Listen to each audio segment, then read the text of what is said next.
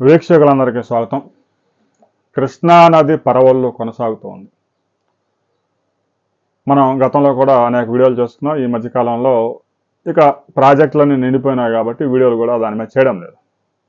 తాజాగా నాగార్జున సాగర్లో 26 గేట్లు ఎత్తివేసి 2,26,000 క్యూసెక్కుల వరదని పులిచింతల ప్రాజెక్టులో గేట్లు ఎత్తి ప్రకాశం బ్యారేజీకి రిలీజ్ చేస్తూ ఉన్నారు. ఎగువ ప్రాంతాల నుంచి శ్రీశైలం ప్రాజెక్టుకి పెద్ద ఎత్తున వరద వచ్చి చేరుతా ఉంది. ఆల్మట్టి నుంచి 90,000 క్యూసెక్కుల అవుట్ఫ్లోస్ ఉన్నాయి. నారాయణపూర్ నుంచి 1,20,000 క్యూసెక్కుల అవుట్ఫ్లోస్ జూరాలు చేరుతా ఉన్నాయి.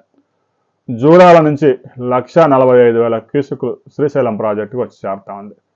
ఇక తుంగభద్ర నుంచి కూడా పెద్ద ఎత్తున వరద 45,000 క్యూసెక్కుల వరద శ్రీశైలం ప్రాజెక్టుకు చేరుతా ఉంది. శ్రీశైలం ప్రాజెక్టుకి ఎగువ ప్రాంతాల నుంచి దాదాపుగా 2 లక్షల క్యూసెక్కుల ఇన్ఫ్లోస్ వస్తూ ఉన్నాయి. ఇక పోతిరెడ్డిపాడు ద్వారా 30,000 క్యూసెక్కులు, అందిరినేవా ద్వారా 3,000 క్యూసెక్కులు, కలకుర్తి, నెట్టెంపాడు, భీమా ఈ లిఫ్ట్ ఇరిగేషన్స్ ద్వారా ఒక 6,000 క్యూసెక్కులు, ఈ విధంగా శ్రీశైలం బ్యాక్ సైడ్ ఒక 45,000 క్యూసెక్కుల దాకా వాడుకుంటూ ఉన్నారు. ఇక శ్రీశైలం ప్రాజెక్ట్ ఇప్పటికే పూర్తిగా నిండిపోయింది. ఇంకా అక్కడ నిల్వ చేయడానికి కూడా అవకాశం లేదు. విద్యుత్ ఉత్పత్తి ద్వారా 67,000 క్యూసెక్కులు నాగార్జున సాగర్కి రిలీజ్ చేస్తున్నారు. 4 గేట్లు ఎత్తివేయడం ద్వారా 1,20,000 క్యూసెక్కులు నాగార్జున సాగర్కి వరద చేరుతా ఉంది. శ్రీశైలం నుంచి మొత్తం మీద 1,60,000 క్యూసెక్కుల దాకా నాగార్జున సాగర్కి చేరుతా ఉంది. నాగార్జున సాగర్ ఎగువ ప్రాంతాల్లో తెలంగాణలో కురిసిన వర్షాలతో మరికొంత వరద కూడా జమైంది. దీంతో దాదాపుగా 2,26,000 క్యూసెక్కులు నాగార్జున సాగర్ నుంచి మొత్తం గేట్లన్నీ ఎత్తి కిందకి దిగువకు విడుదల చేశారు. ఇప్పటికే నాగార్జున సాగర్ పూర్తిగా నిండిపోయింది.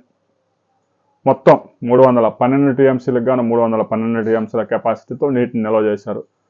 ఎడవ కాలకు 8,500 క్యూసెక్కులు, కుడి కాలకు 9,000 క్యూసెక్కులు, మాధవరెడ్డి లిఫ్ట్కి 1,850 క్యూసెక్కులు నీటిని విడుదల చేస్తూ ఉన్నారు. ఇక ఈ నెలలో మరో వారం రోజుల పాటు పెద్ద ఎత్తున వర్షాలు నమోదయ్యే అవకాశం ఉంది. ఆ తర్వాత ఇక వర్షాకాలం క్లోజ్ అయిపోద్ది కాబట్టి ఆ తర్వాత అల్పపీడనాలు, తుఫాన్లు అలాంటి వాతావరణంతో నవంబర్ ఆ ప్రాంతాల్లో ఎక్కువగా వర్షాలు నమోదయ్యే అవకాశం ఉంది. ఇంకా తర్వాత డిసెంబర్ నుంచి మే వరకు ప్రతి నెల 4-5 సెంటీమీటర్ల వర్షపాతాలు సహజంగా ఉంటాయి. అంతవరకే, అంతేగాని పెద్ద ఎత్తున వరదలు అయితే మాత్రం వచ్చే అవకాశాలు లేవు. అయితే